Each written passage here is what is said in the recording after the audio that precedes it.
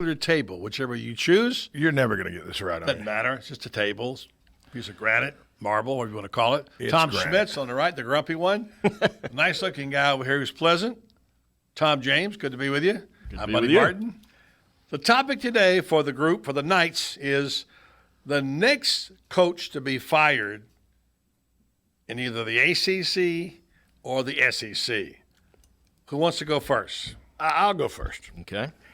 I think the next coach to be fired in the SEC, we'll start with the SEC first, is Butch Jones if he doesn't beat the University of Florida. He's in his fourth year. He was 9-4 last year in a year that he was supposed to win the SEC East. Tennessee was supposed to win the SEC East. They went 5-3 in the conference. Still hadn't beat Florida yet. Mm-hmm. If Butch Jones, and I think this all hinges, he could go 10-1 this year or 11-1. But if he loses to the University of Florida, I think his days in Knoxville are numbered after the 2016 season. Good news for Butch. Antonio Callaway's not there, neither is Will Greer. This is true. And in the ACC, I know who you think I'm going to go with, but I think really because in the college football now, it's all about the 4-year plan. It's all about the 4-year plan, and I know you think I'm going to go with the Georgia Tech coach, but I'm not. Ooh. Always a shocker. In his fourth year, he lost the last 8 games of 2015. He's 3-9, went 0-8 in the conference. I believe Steve Adazio at Boston College probably is out of a job if he doesn't improve on a 3-9, 0-8 season in the ACC. Former coordinator at Florida a number of years ago. Was the head coach for about a second and a half, too. Truth. Yep. So that's mine. Okay. I think it's going to be Butch Jones and Steve Adazio. Okay. All right. That's Tom Schmitz, Tom James. Who you got? Who are the victims you're lining up here? Well, I've got two victims, and I think there's one of them that may not even make the end of the season, okay, if things go as poorly as they could go.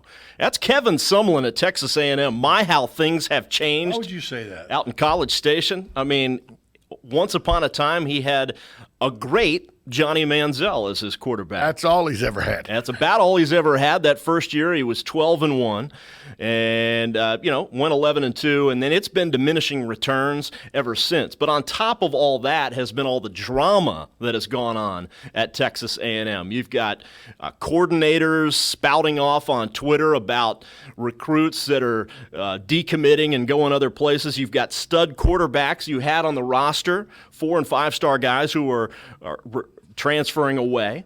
You've got recruits who are blue chippers who are all of a sudden saying, I got to run the other way. I don't want anything to do with this program. So he's still got some talent on the current roster for this season, but something tells me something is not good in the kitchen with the chefs out in Texas A&M. Right, so Kevin Sumlin. Yeah. All right. Who else you got? And in the ACC, I'm going to take the guy you would have taken, and that's Paul Johnson from Georgia Tech. He runs an out-of-date offense. I mean, Darryl Royal would be proud. He's still running the wishbone at Georgia Tech. He had some good years. He's a good coach, but that doesn't fool anybody anymore. So I think Paul Johnson at Georgia Tech is in his last season. All right. As you saw in the Baylor case, coaches get fired for things other than not winning football games. And right now there are a lot of questions swirling around programs in the SEC. We see what's happened at Ole Miss. There's rumors of things at Tennessee. There's situations at Tennessee. And now sexual violence is something that everybody's cracking down on. So it's more than just results on the field. It's results involving things off the field as well. But regarding football, the guys on the SEC hot seats, for sure, Kevin Sumlin's one of those guys, without question. And also Les Miles of LSU. If Brandon Harris doesn't get the job done, look out. And even Derek Mason of Vandy, yes, it's Vanderbilt. What might save them? They have an easy schedule.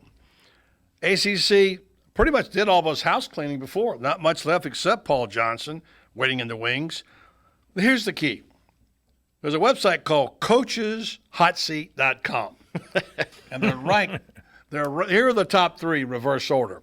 3, Gus Malzahn.